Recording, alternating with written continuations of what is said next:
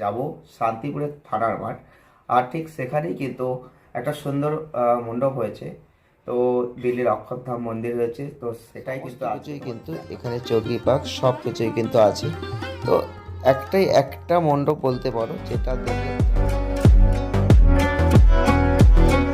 কায়দা যে সুন্দর করে বুদ্ধি খাটিয়ে করা হয়েছে, এই রকম রেলিংয়ের বুদ্ধি সত্যি অসাধারণ। আমাদের এই ব্লগ তোমাদের ভালো লাগছে কিনা তোমরা অবশ্যই কমেন্টের মাধ্যমে জানাবে।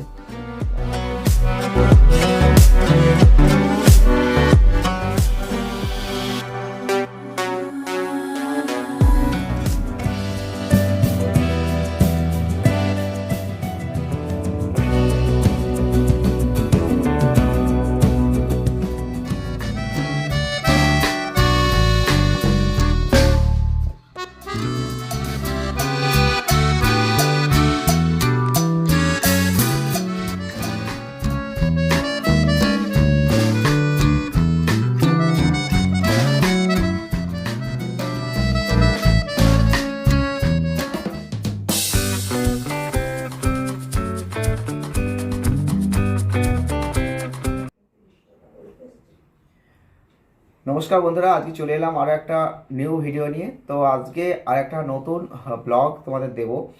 তো রাস শেষ হয়নি এখনও শান্তিপুরের রাস শেষ হয়েও কিন্তু শেষ হয়নি, কারণ ভাঙা রাস হয়ে গেছে। তবুও কিন্তু শান্তিপুরের এখনও রাস উৎসব শেষ হয়ে যায়নি। তার কারণ আজকে আমরা যাব শান্তিপুরের থানার মাঠ। আর ঠিক সেখানেই কিন্তু একটা সুন্দর মণ্ডপ হয়েছে। তো দিল্লির অক্ষরধাম মন্দির হয়েছে, তো সেটাই কিন্তু আজকে তোমাদের দেখাবো। কারণ শান্তিপুরে রাস উৎসব যেমন একটা জনপ্রিয়, তো সেই রাস উৎসব শেষ হয়ে যায়, ভাঙা রাস হয়ে যায়, ভাঙা রাসের পরের দিন কুঞ্জভঙ্গ হয়ে যায়, অর্থাৎ ঠাকুর নাচার উৎসব হয়। তারপরেও কিন্তু এই মণ্ডপ কিছু থেকে যায়, যেগুলো পরবর্তী ক্ষেত্রে মোটামুটি এখনও 2-3 দিন বা এক সপ্তাহ ধরে দেখা যায়। তো তেমনই গুরুত্বপূর্ণ সেই মণ্ডপ যেটা আমরা এখনও দর্শন করিনি, সেটা হচ্ছে শান্তিপুরের থানার মাঠ, যেখানে মণ্ডপটা হয়েছে। খুব সুন্দর হয়েছে, সকলেই বলেছে এবং আমিও দেখেছি ভিডিও। তো সেইটাই আমি আজকে তোমাদের দেখানোর চেষ্টা করব। তাই জন্য আজকে ওখানে খুব ভিড় হয়, তো সেখানে আমি আজকে দেরি করেই যাচ্ছি ওই কারণে। তো তোমরা আজকের ভিডিও দেখতে পাবে শান্তিপুরের সেই থানার মাঠের সুন্দর সেই মণ্ডপ, যেটা দিল্লির অক্ষরধাম হয়েছে। তো চলো আজকের ভিডিও তোমাদের সেটাই দর্শন করাই।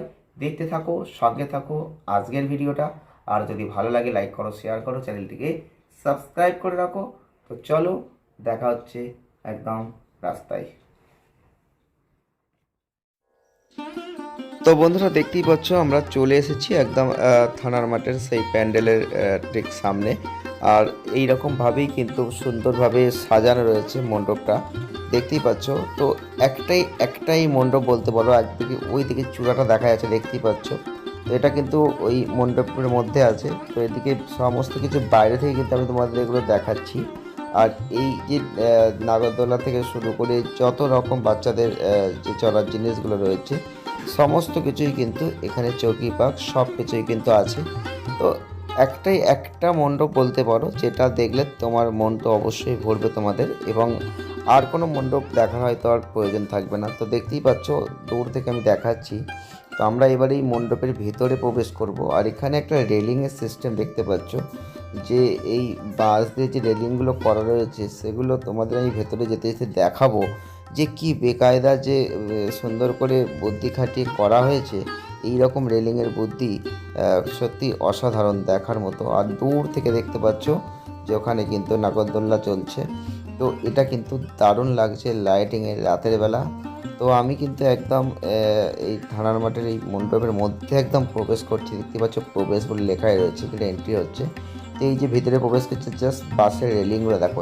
এই প্রথম থেকে শেষ অবধি এখানে কিন্তু শ্রীকৃষ্ণ এবং রাধার যে সমস্ত রকম সং সেগুলো কিন্তু এখানে সাজানো আছে।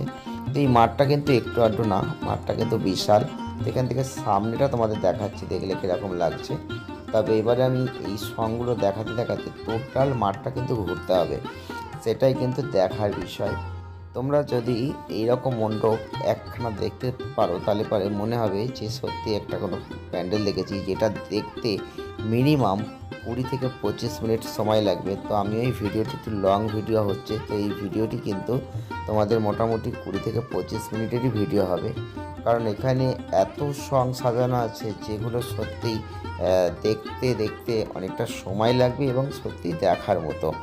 আর তার জন্যই কিন্তু তোমাদের বলবো তোমরা স্কিপ না করে এই ভিডিওটা অন্তত পুরো দেখার চেষ্টা করো, কারণ ঘরে বসে যারা যারা আসতে পারোনি শান্তিপুর এই থানার মাঠের এই মণ্ডপটা সত্যি একটা ভিডিও, একটাই কন্টেন্ট যেটা সত্যিই দেখার মতো। তো এইগুলো কিন্তু তোমাদের ভালো লাগবে, কারণ এখানে বিভিন্ন রকম সং এখানে সাজানো রয়েছে। তো দেখতেই পাচ্ছ কিসের জন্য কী সং সাজানো আছে বসানো আছে সেগুলো কিন্তু এখানে লিখে দেওয়া আছে। তো লেখাগুলো পড়ে পড়ে শোনাতে গেলে আরও সময় লেগে যাবে, তাই জন্য আমি অত তোমাদের পড়াচ্ছি না। তোমরা জাস্ট দেখে নাও, টুক করে দেখতে দেখতে চলো, কারণ হচ্ছে এই রকম ধরনের ভিডিও খুব কমই তোমরা দেখতে পাও। তো এটাই কিন্তু তোমাদের দেখাচ্ছি, কারণ হচ্ছে এটা যেহেতু 1 সপ্তাহ ধরে থাকে আর শেষ হওয়ার পরও, আর এটা যেহেতু একটাই কন্টেন্ট, তো এইটা অনেকটা সময় নেয়, তার জন্য কিন্তু আমরাও এটা পরবর্তী ক্ষেত্রে তোমাদের সামনে তুলে ধরি। তো প্রত্যেক বছরই দেখবে যে এটা কিন্তু পরেই রাসের পর কিন্তু আমরা দিয়েছি এবং আমরা গিয়েছি। তো এটাও কিন্তু এবারও তার অন্যথা হয়নি, আমরা বাংলাদেশের পরেই গেছি 2 দিন পর।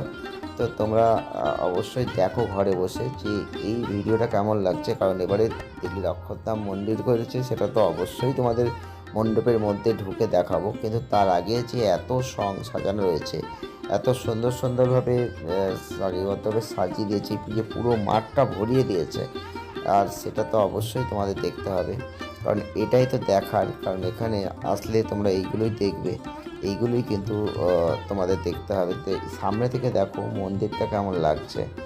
তো মন্দিরের ঠিক কাছাকাছি থেকে সামনে মন্দিরটা দেখতে পেলেও কিন্তু মন্দিরে ঢোকার মতন এখন প্রবেশ নেই, কারণ হচ্ছে যেহেতু বাসের রেলিংয়ের মধ্যে দিয়ে যাতায়াত হচ্ছে, এমনভাবে রেলিংটা সিস্টেম করা থাকে সব সং দেখার পরে কিন্তু মন্দিরে প্রবেশ করতে হবে।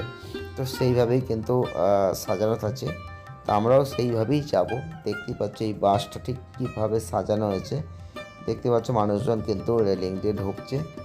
এইভাবে কিন্তু লাইন ওয়াইজ যেতে হবে এবং তারপর সবার শেষে মন্দির প্রাঙ্গণে কিন্তু ঢোকার মতন পরিস্থিতি। তো তোমরা দেখো আর কেমন লাগছে কমেন্ট করে জানাও।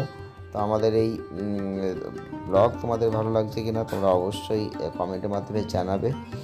আর যদি ভালো লাগে তো অবশ্যই একটা লাইক করতে হবে, শেয়ার করতে হবে, চ্যানেলটিকে সাবস্ক্রাইব যারা এখনও করোনি চ্যানেলটিকে অবশ্যই সাবস্ক্রাইব করে রাখো, কারণ রাত শেষ মানে এরপর কিন্তু সুন্দর রান্না আসবে।